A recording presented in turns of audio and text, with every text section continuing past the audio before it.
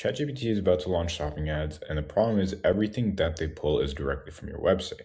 So in today's video, I wanted to go into how can you actually somewhat control what ChatGPT is actually pulling, and how you can really just prepare your business on specifically the e-commerce side. So if you're heavily depending on, let's say, Meta, Google Shopping ads, Bing ads, really on the shopping side, I want to prioritize. This is how you can get set up. I don't see this really being talked about anywhere, and it's something I just came across. So first things first, I wanted to talk about the importance of actually being able to submit a feed to ChatGPT. It's not that you can do it directly, but we do it through pretty much a feed connector, which then pushes it through an integration with ChatGPT. So it's like middleman of a middleman, but it does work, right? Because at the end of the day, you can control the information that you're pushing.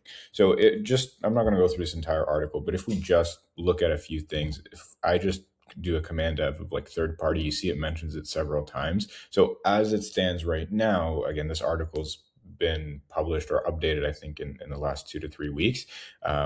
They pretty much generate the information from third-party content.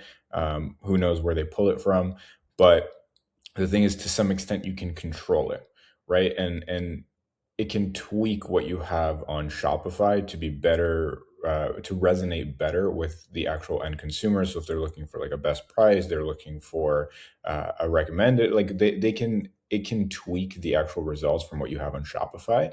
But the idea is you want to provide it with as much information as possible. So today I wanted to show you how very simply you can set up a separate feed for ChatGPT through a different tool. All right, so jumping right into the tool that I was talking about. So typically speaking, we'll use this for, let's say, Google Shopping. So the reason that I'll preface, the reason that you want to have a feed in the first place is what you are pushing from Shopify typically can be missing information. You could also be pushing descriptions with a ton of HTML tag on them, just naturally how it is. You probably don't have the correct Google product types because Google has a specific notation. If you watch my last video, you can see that. And number 3, you also don't have a good mechanism of categorizing products, because very easily you can set a custom label, add static value if title contains X, and it pushes all products that fit that condition into that custom label, so that when you're running a Performance Max or standard shopping campaign, you can actually set that categorization to that specific label, and very easily you can test certain product categories, scale up a lot better. So that's what we use typically for Google Shopping. And more importantly, you can also make your titles more captivating as well.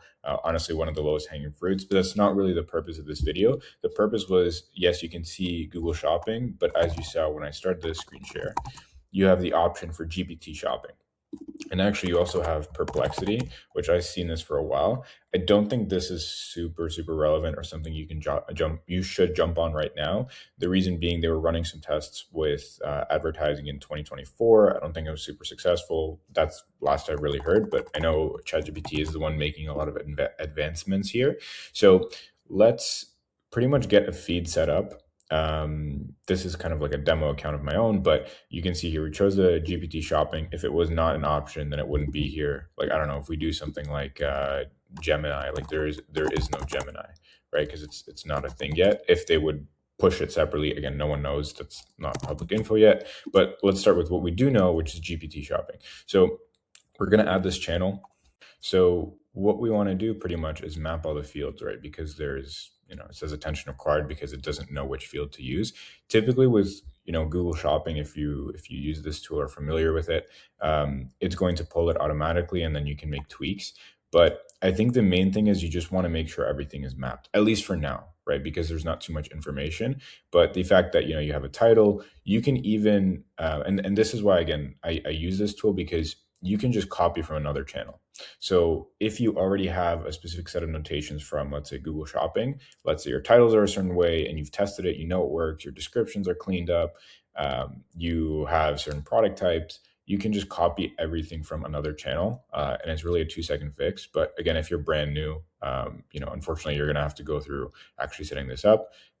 Again, if you want me to set it up, happy to do it for you. I'll have my calendar linked down below, but back to the video. So you can do it here. So let's say it says ID here. You can just map the ID.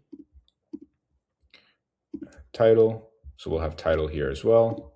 description, link, and then what I would be doing is I would be previewing each. So let's say for title we have XYZ pulled from the website. You can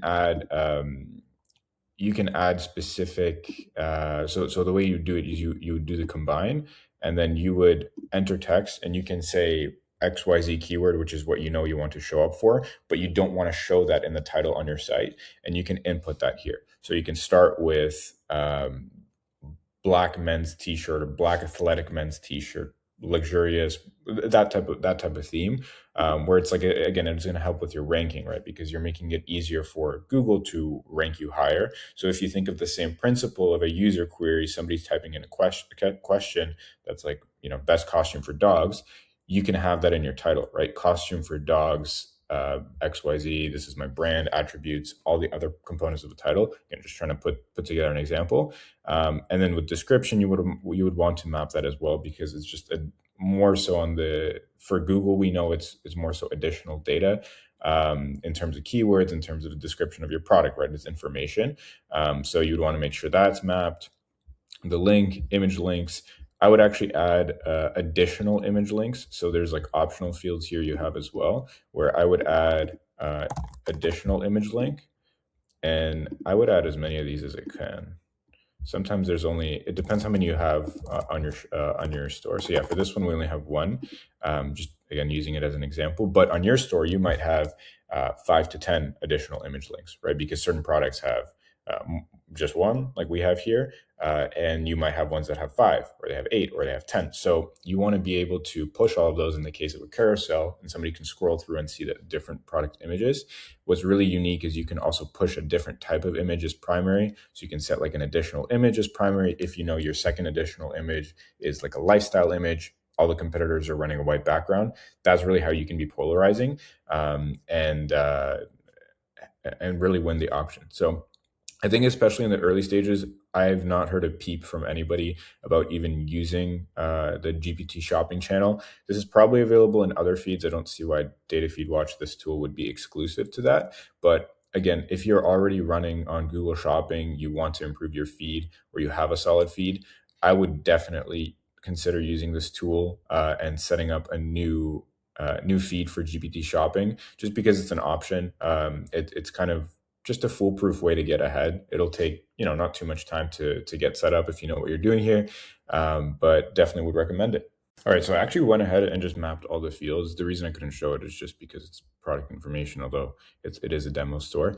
But if we go back, we can look, and I pretty much mapped everything. So, description, match to description, just so you understand specifically, these kind of attributes are pulled essentially from the site, other way around. These are attributes that you want to push, and then this is where that information is pulled from. So your site specifically. So you have description here, you have link, image link.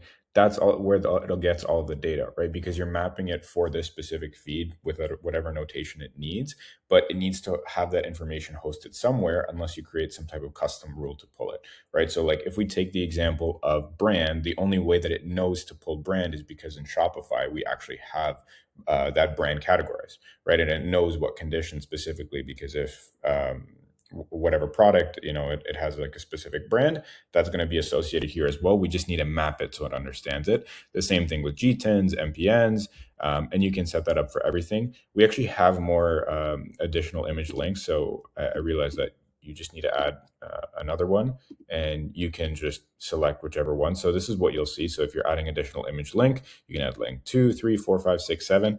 There's a lot of different options. And again, the beauty of it is, again, you can customize how you want, right? Because it's a visual way in terms of exactly what you're pushing to, in general, this is for Google Shopping and Bing ads right now, what I primarily use it for. But again, in the future, you can use it for ChatGPT ads when it actually is an option for the public. So something to keep in mind there. And then going back to what I mentioned about the titles, you can rephrase them if you want. But I think definitely non-negotiable, get something like this set up.